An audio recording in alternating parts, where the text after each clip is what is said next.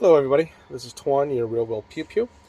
Today I got to go to Bath to look at a oyster operation, or actually an oyster farm, and to look at the operation. One of the oysters that we get at the restaurant is called Winter Point. So down in Bath, I'm not going to give you the specific location because it's only a 3-man operation, but they produce the best oysters that we have at the restaurant, and probably one of the best I've ever had. I mean, granted, I haven't had a lot, but they do have a really good operation. And in particular part of the video, you'll see why that the oysters are so good from them. So, but I just wanted to give you an intro, and I'm going to put together the videos of my day. I'm not going to narrate anything like that because it'll just have me talking throughout, but it'll be an interesting video to watch. Have a good one.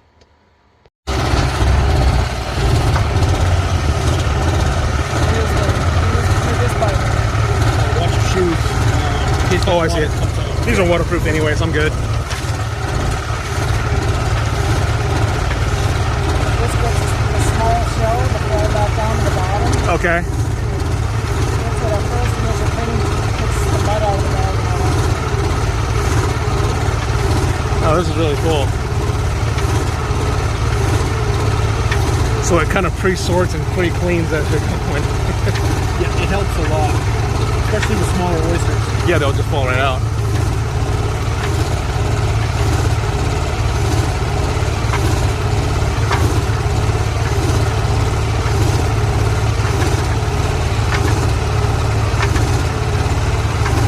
This is absolutely awesome, man. You guys have a really cool fucking job.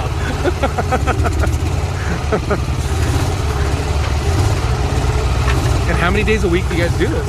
Monday through Friday. Monday through Friday. I was thinking about that, but it's still a lot of small shells. And is this like an all-day thing? Like 12-hour days? 10 to 3, 10 to 2. Oh, so it's a really good work day for you guys. Generally, yeah. That, you know, Depending on the weather, so on and so forth. that and when we're doing seed, if we're putting cages down for the winter, you know, we have longer days. Of course. I noticed. Weather affects it. I saw you stepped on a crab, and there's one in there right now. Oh well, we take out the green crab. They're invasive.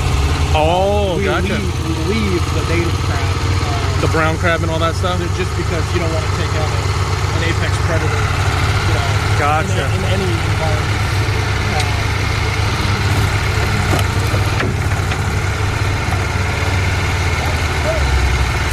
But where the green is invasive, try to reduce their number on there.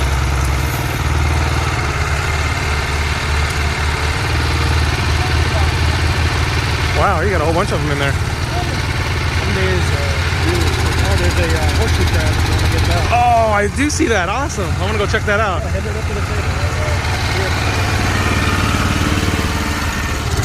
Oh, I gotta see that horseshoe crab you got. Oh yeah. What? Look at this.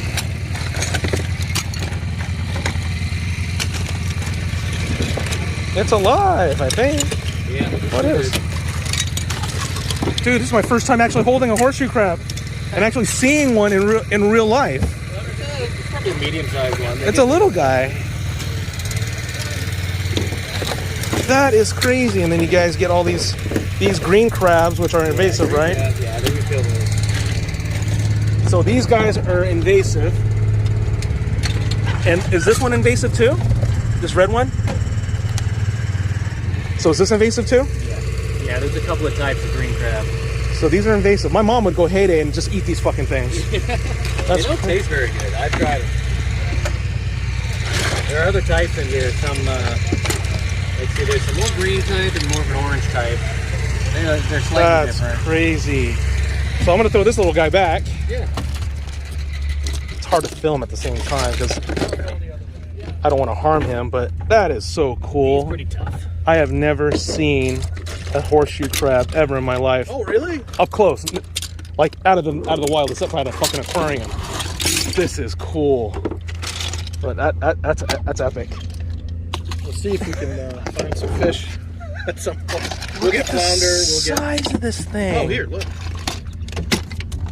Holy dude, I have never seen oysters this big, except for on television.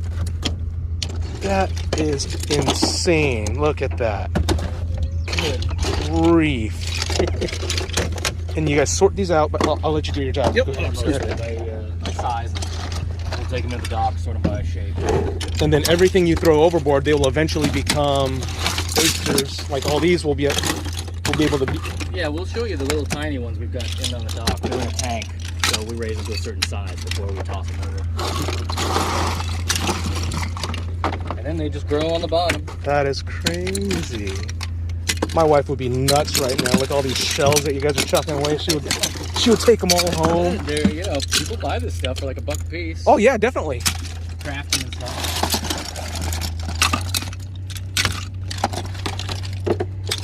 Dude, this is great. I love it. I absolutely love it.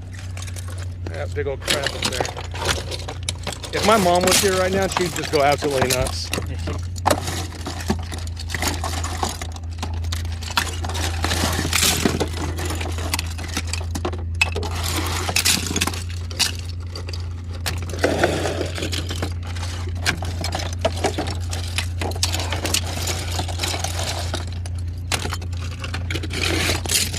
Size of these things.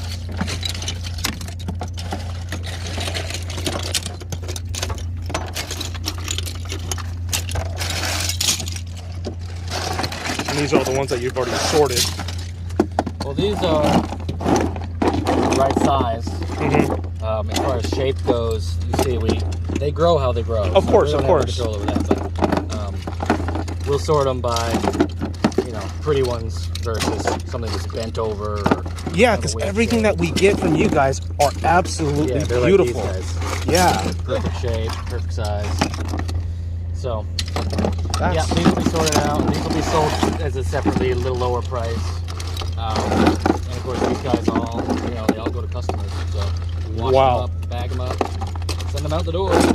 Wow, that's awesome.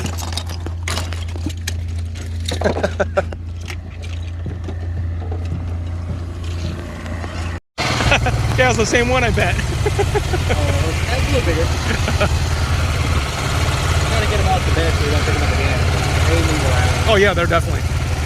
And from what you guys are doing, you're kind of going over the same lines a little bit. Yeah. The bed is so wide and then it goes down. I'm gonna probably go back to the island, but it's just pretty good. Nice.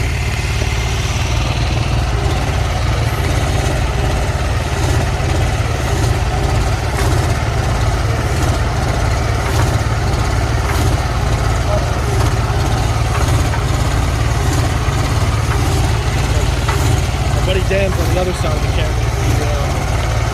So if you ever see National Geographic video from after the Haitian earthquake in Haiti, he filmed that out of a helicopter. That was all him. Yeah. The last thing I was on the television show SWAT with Shamar Moore and Kenny Johnson. I actually played an LAPD officer for the whole first season. Nice.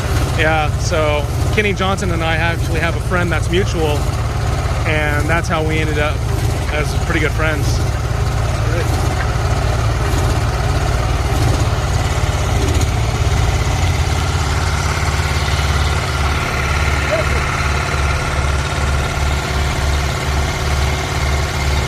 I think you got more visitors, I think. Yeah, that's Kim right there. We'll do one more drive so we can see how we do it. Yeah.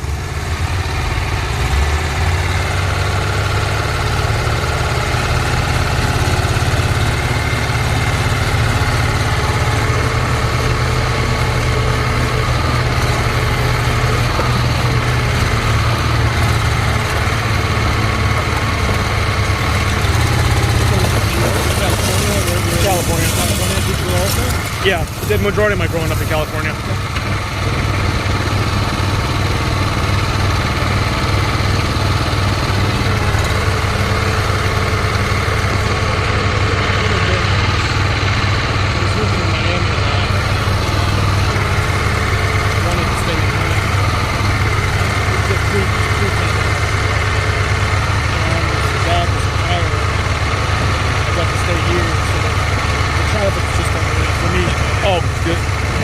Oh yeah, definitely.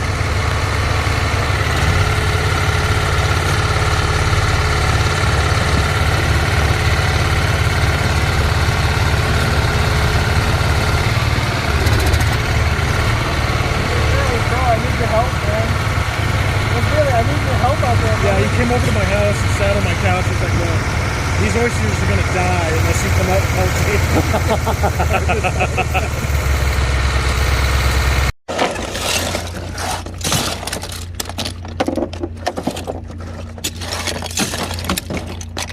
Try to throw the quahogs back. These are alive.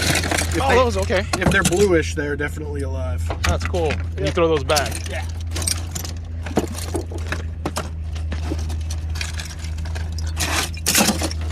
So apparently these are the invasive crabs. So every time they come in on the drag, they kill them. These are native crabs. And that's a native. Oh yeah. So we keep those guys around. Keep those little guys alive. Okay. They're much milder than the green crabs are assholes. Green crabs are assholes. They're incredibly aggressive. That's why they're invasive. And these are the little brown crabs. Yeah. These guys are cool. So yeah, he's our friend. So he's gonna go back. Goodbye. These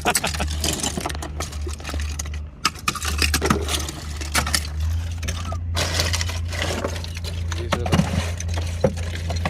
full size.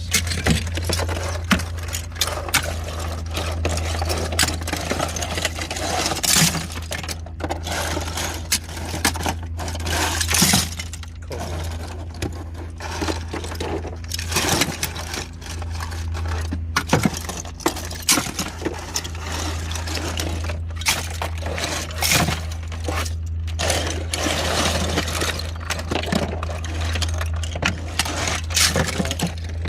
This is dragging the bottom as we're cruising along.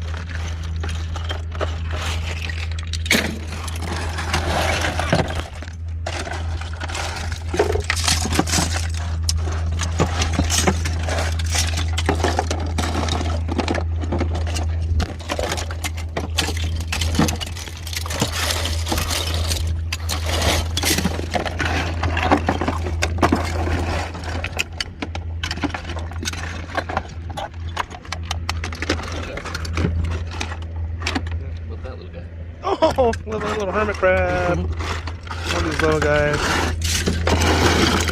Look at that little guy. He goes back. There he goes. That's a lot of bait right there.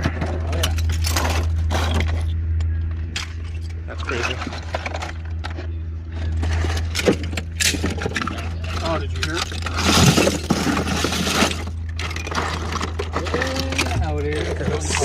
Size of this shell.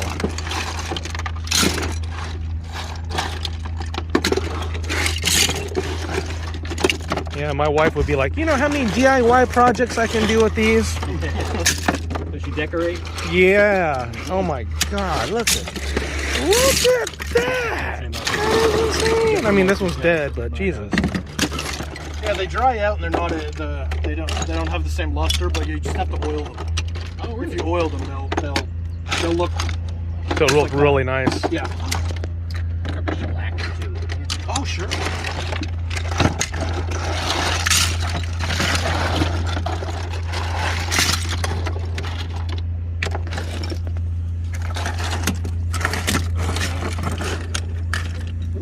Oh, that's crazy.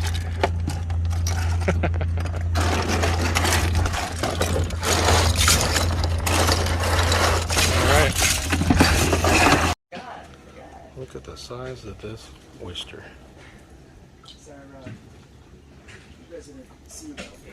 You can see all the rings. Really? It's kind of like a tree. She thinks she's an eagle, I think. She flies with the eagles and everything. That's funny. She'll kick them off. Now, granted, the eagles do steal her. Start my video. So he finally cracked open that big monster. Good Lord. Good God, I've never had anything that big before.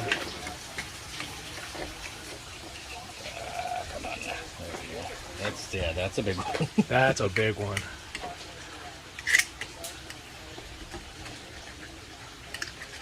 Oh wow! Good God! All right. Well, I hope I like it. I should. I mean, jeez, look at the size of this thing. That's a big one. All right, so You want me to? this monster right here, as I'm gonna attempt to eat this big bitch. You want me to hold the camera? Hold on, let me switch it around. Go and turn it around. There you, oh, no, the other way. The other way. There you go, just like that. Okay. All right, so let's try this big thing.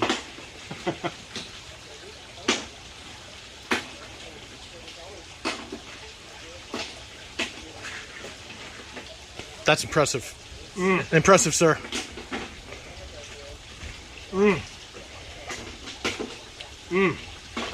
Not very briny. Very meaty. Sweet. There's something sweet about it. I can't describe that, but it's sweet. It's really fucking delicious. But yeah, it's like 4 or 5 bites. Yeah. Thank you guys so much. I take out the obvious uglies, even though there's probably a good chunk of meat. We'll sell them as ugly. Yeah. And what we're looking for is the perfect round oyster with an easy open by the beak. Oh yeah, I've noticed that because everything that I see at the restaurant is extremely easy to open. Yes, that's part of my job. Something like this, a where little harder. the knife would have to be pointing up at your hand And or it's- yeah. elsewhere. We're not going to sell that. We're going to put it as ugly, even though it's a perfect shape. Okay. And then this is going to inhibit The knife opening going through at the end. So we take tile shears, nip that off, so then it's a perfect open. You guys go through so much detail with all your oysters. Well, really, a big portion of what we do is trying to make the person at the restaurant happy. The person that's having to shuck these all night, or having during service having to stop and open 6 or 12. Yeah. It really makes a difference, and You're making my job a lot easier. exactly, and they'll remember that when it comes time to deciding which oyster you want to purchase. So No, I do commend you guys so much because these things are absolutely beautiful oysters. So we try to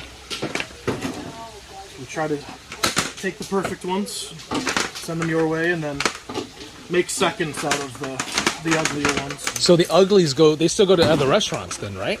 No, they tend to go to Fishmonger where they're sold.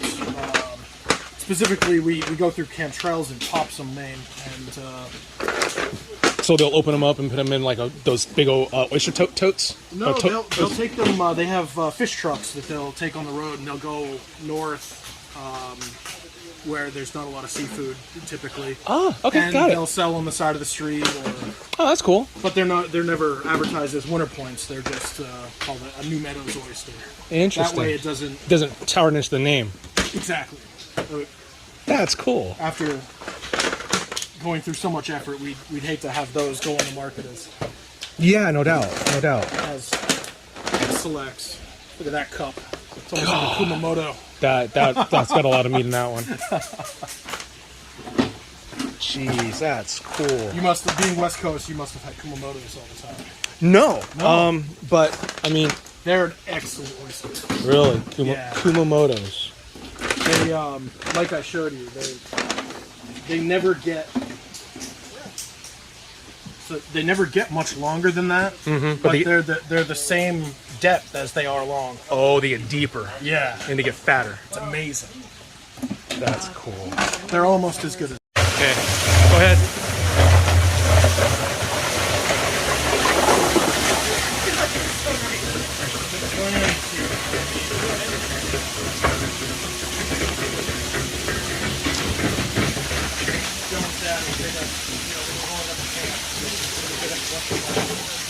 Best ones I've ever had. Wow. So you can see all the Yeah. like the small. It takes all the. that sharp growth off the outside edge. And they come out They come out shiny. Yeah, beautiful. Perfectly clean. Look at that. Just a little bit of that paper thin broke in there. But I didn't really let them. They don't turn as well with just a few in there. Right. They're like a. Yeah, you do like a couple hundred, right? Yeah, we can watch that. I normally watch 5. Good brief, man. Look at that. That is amazing. This is so amazing. I think I got like one of the best jobs in the world at the moment. Yeah. Cheers. With no cups down in the side. So they're used to So good. So good. Sweet, a little briny. But these are directly off the bottom of the ocean. They're not in little bags. They're not in the carriers. They actually dredge the bottom of the ocean, in the bay here, to get these. It's absolutely amazing.